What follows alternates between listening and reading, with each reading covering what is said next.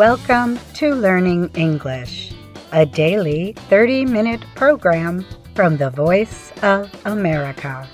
I'm Katie Weaver. And I'm Mario Ritter Jr. This program is designed for English learners, so we speak a little slower and we use words and phrases especially written for people learning English. Coming up on the show, I report on an American woman considered one of the bravest and most effective intelligence agents for the United States and allies during World War II. Ana Mateo brings us a gardening report. Later, Jill Robbins and Alice Bryant present education tips. And Jill returns with Andrew Smith to close out the show with another lesson of the day. But first, thousands of women have served as intelligence agents for the United States and its allies since the nation began. Virginia Hall was one of the bravest and most successful spies for the Allies during World War II. Hall was born in 1906 to a rich family in Baltimore, Maryland. She studied foreign languages in college. In 1931, Virginia Hall took a job at the American Embassy in Warsaw, Poland. Then she served in embassies in Estonia, Austria, and Turkey. While in Turkey, Virginia Hall suffered a tragic accident. Her gun accidentally fired while she was hunting. The bullet severely wounded her leg. Doctors removed it to save her life. After that, she wore a wooden leg to walk. She resigned from the State Department as a result. But her injury did not stop her from serving the Allies. Virginia Hall was in Paris, France, when World War II began. She joined the French Army and drove a medical vehicle. Before long, however, she had to leave to escape the invading German soldiers. Later, in England, she was invited to join a secret British organization created to organize resistance. It helped form military teams in German-occupied areas of Europe. Hall learned weaponry, communications, and security. Then she was sent to occupied France. She established communications with the French resistance movement in Lyon. She successfully plotted the escape of many Allied airplane crews and prisoners of the Germans. She saved many lives. Later, she escaped from France over the Pyrenees Mountains in the southern part of the country during the winter. After a time in Spain, however, Hall again spied in France.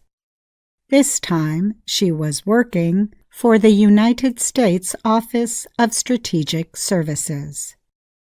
Hall dressed as a farm worker to hide her identity.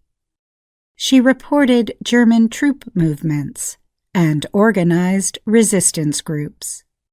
By now, the Germans knew who she was. Some called her the most dangerous enemy agent in occupied Europe. The resistance fighters she organized gained great success. As the Germans withdrew from France, the fighters killed many enemy soldiers. They took hundreds of prisoners. They exploded 4 bridges. They destroyed communication lines. The United States honored Virginia Hall with a Distinguished Service Cross Medal when the war ended. She was the only female civilian in the war to receive this medal. I'm Katie Weaver.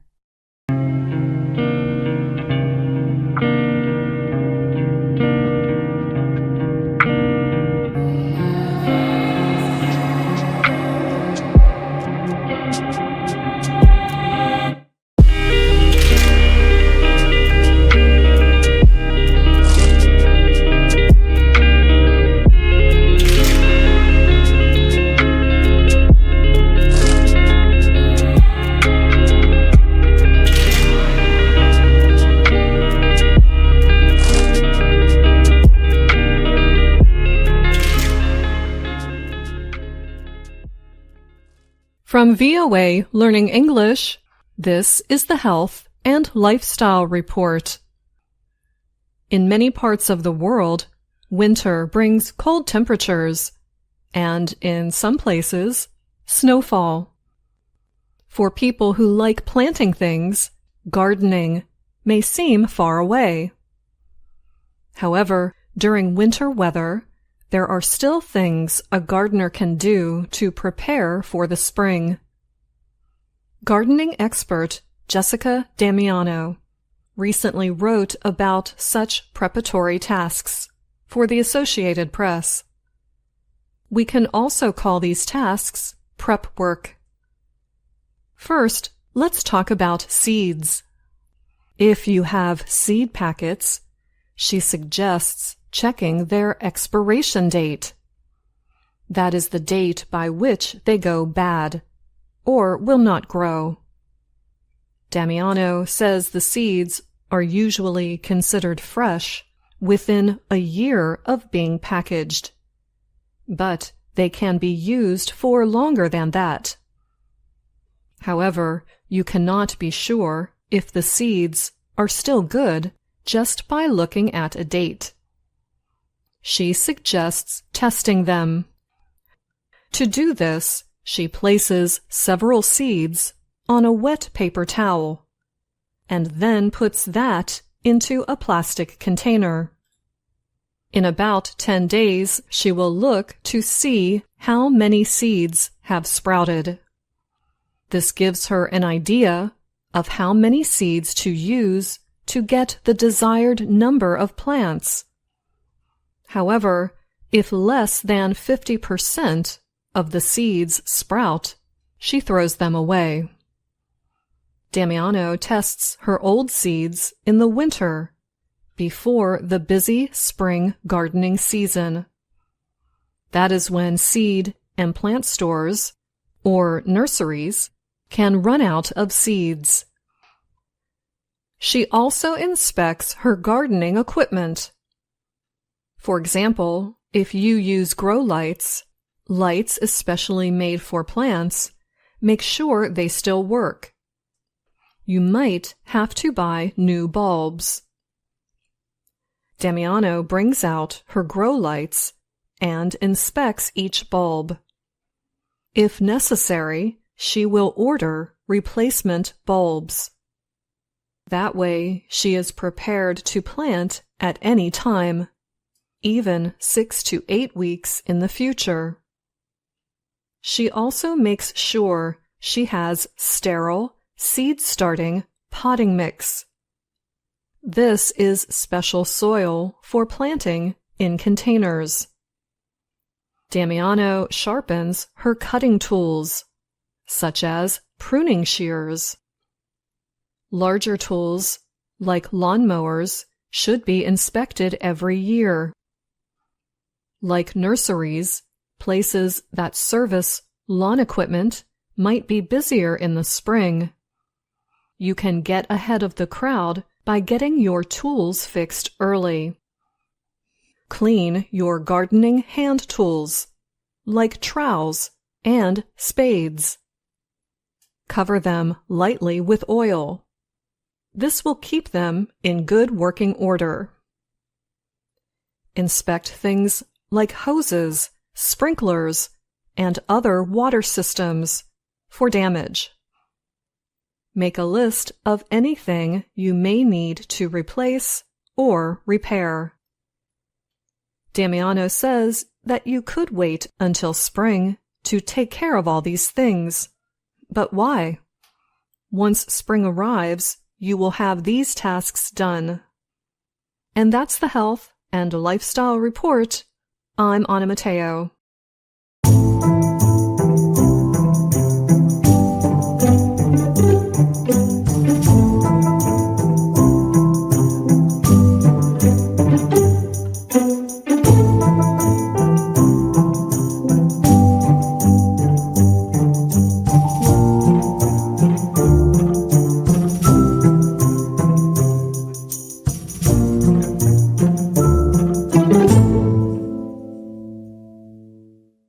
English has been called one of the most difficult languages for non-native speakers to learn.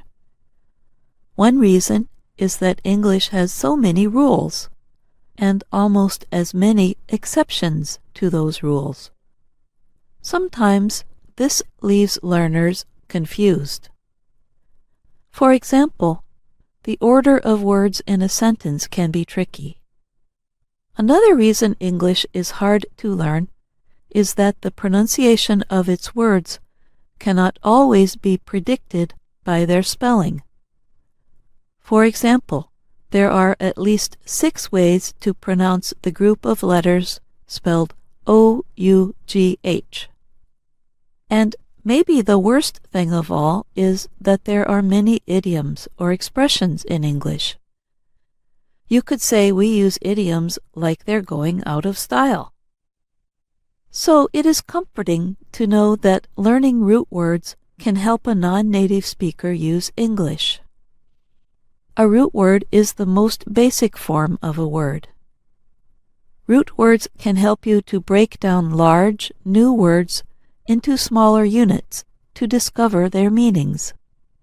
Learning just one root word can help you understand several words in English. So by learning just 20 or 30 root words, you can expand your English vocabulary to include hundreds of new words. A root can be any part of a word that carries meaning, the beginning, middle, or end.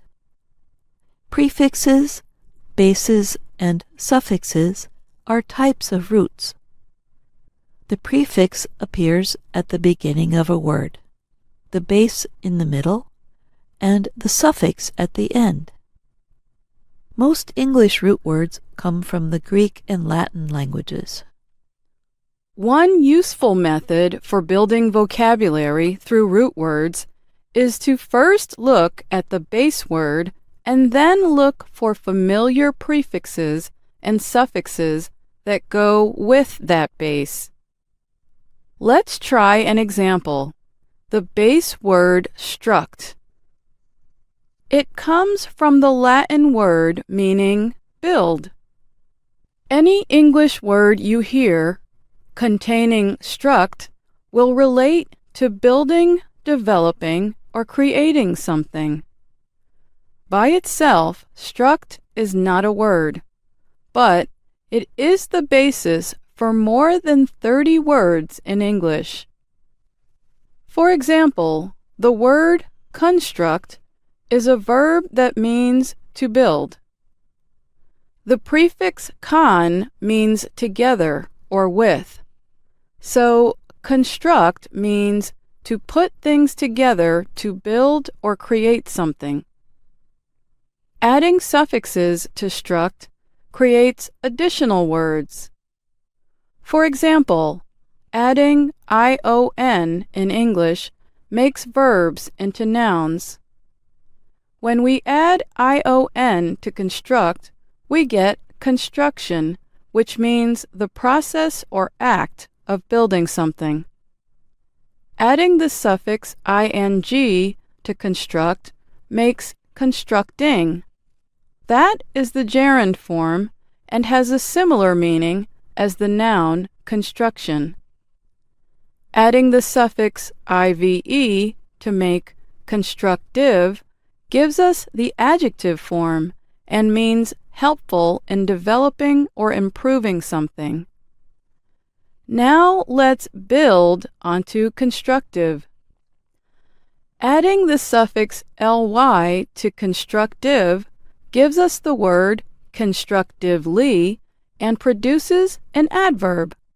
It means doing something in a way that is helpful. There are many other words that the base word struct produces. For instance, destruction is the opposite of construction. Destruction is the act of taking apart or damaging something that was built. Instruction means the act of building knowledge and has a similar meaning to the gerund teaching. And just like with construct, you can add many suffixes to destruct or instruct to get several more words. The suffixes may include ion, ing, ive, ing plus ly, or ive plus ly. So you see, by knowing just one root word, struct, you can get a better idea of the meaning of at least 15 words in English.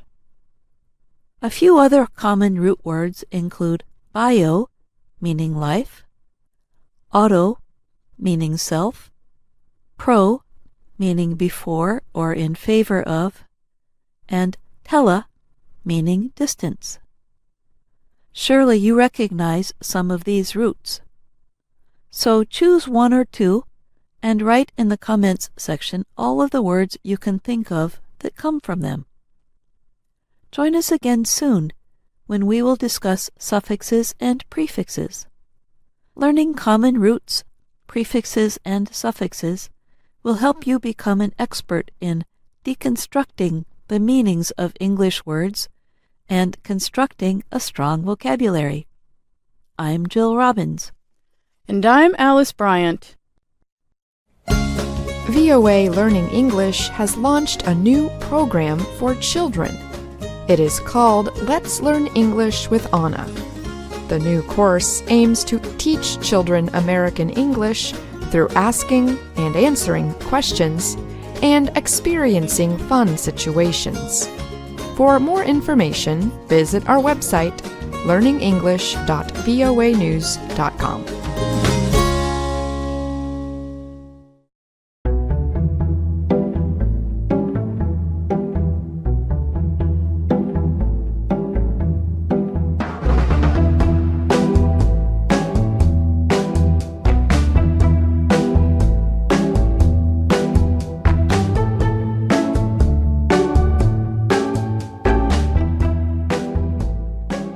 Hello, my name is Anna Mateo.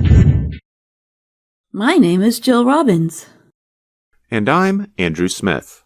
You're listening to the Lesson of the Day on the Learning English podcast. Welcome to the part of the show where we help you do more with our series, Let's Learn English. The series shows Anna Mateo in her work and life in Washington, D.C. In Lesson 40, Anna is trying something new, acting on the stage. She tells us why she is making this change in her career. Let's listen. Happy New Year! Some people, at the start of a new year, make a resolution, a promise to yourself to be better. I thought about my resolution carefully. I want to be an actor on the stage. Today, I will audition for a show called The Woods Are Alive. Wish me luck. Next! What is your name?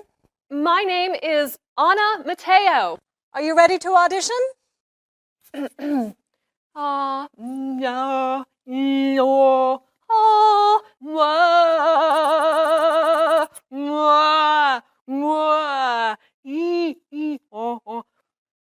Yes.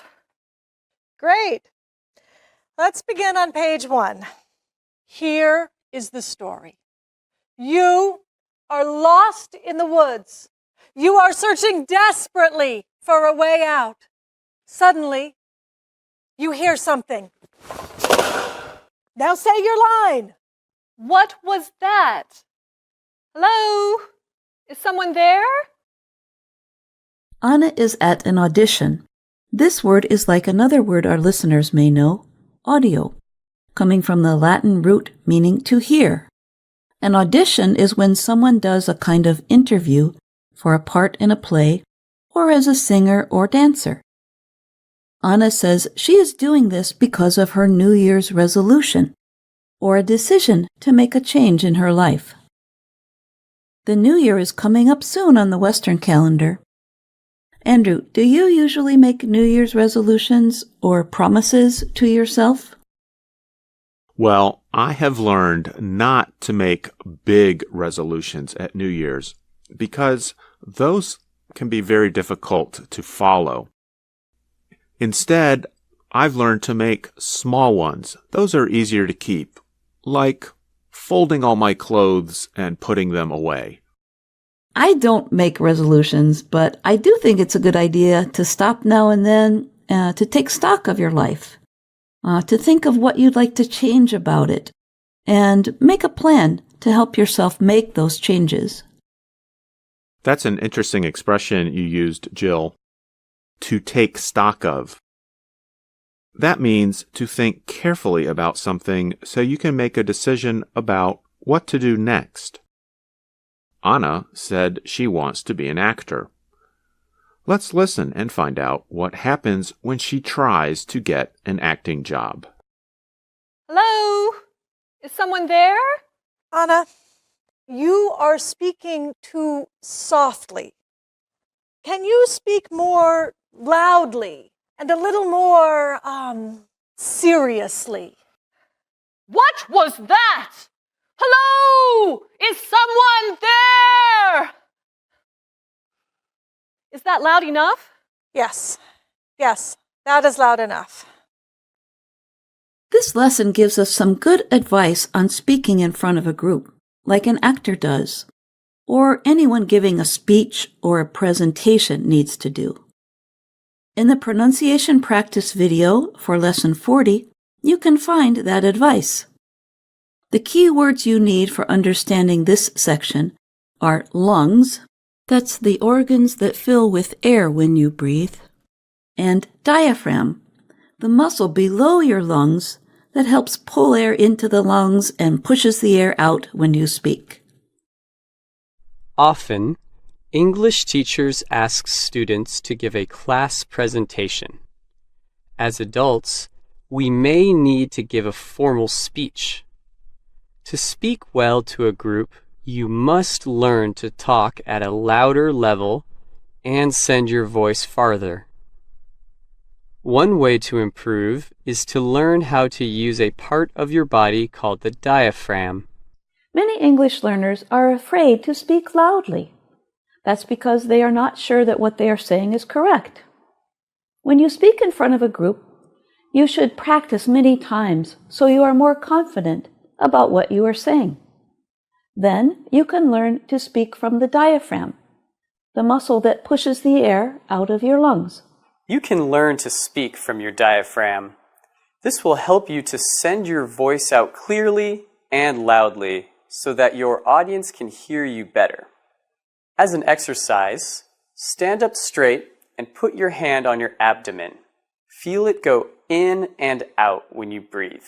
Breathe in and count to 5. 1, 2, 3, 4, 5.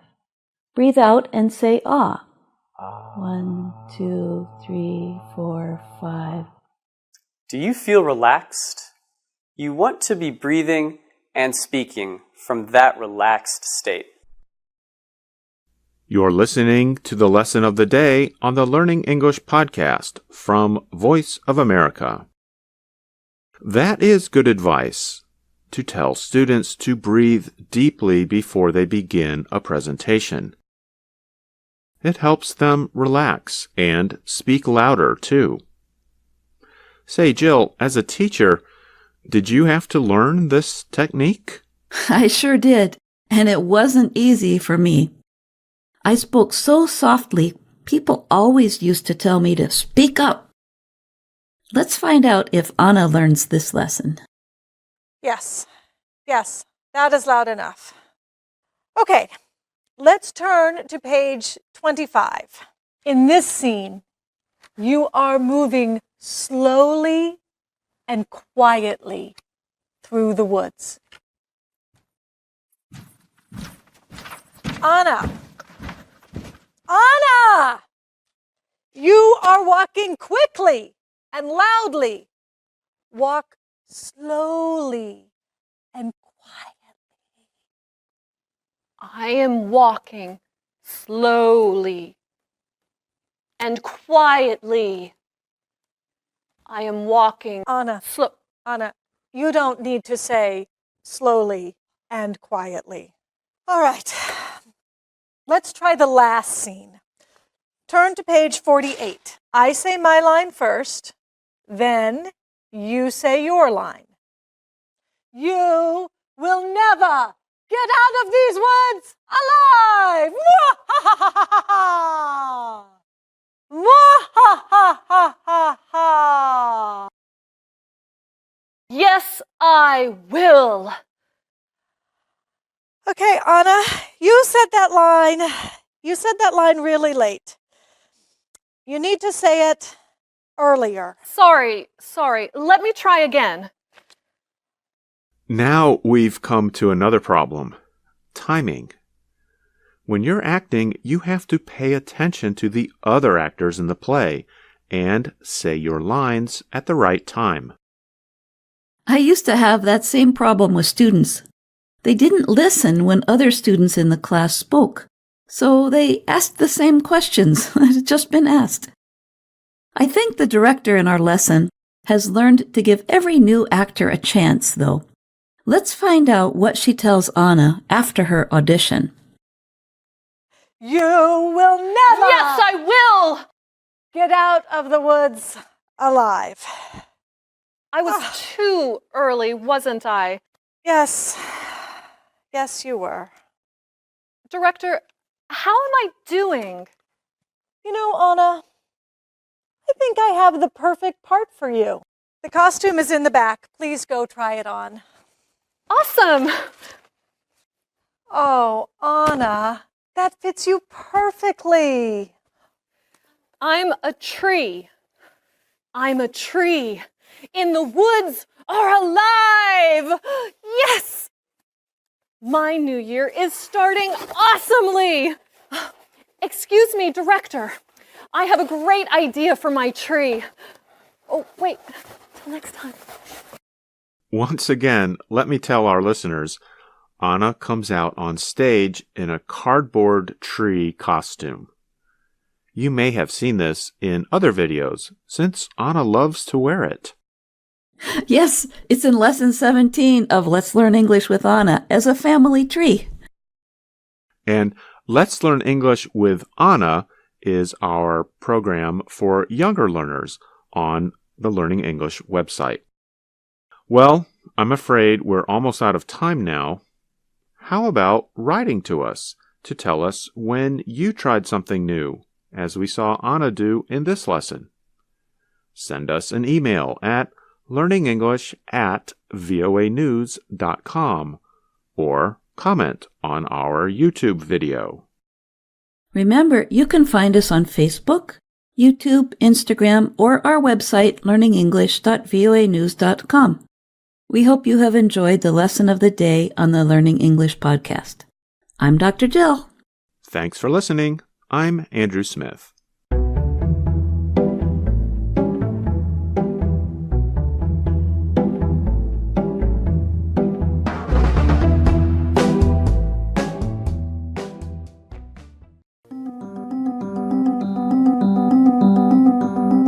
And that's our show for today. But join us again tomorrow to keep learning English on the Voice of America. I'm Katie Weaver. And I'm Mario Ritter Jr.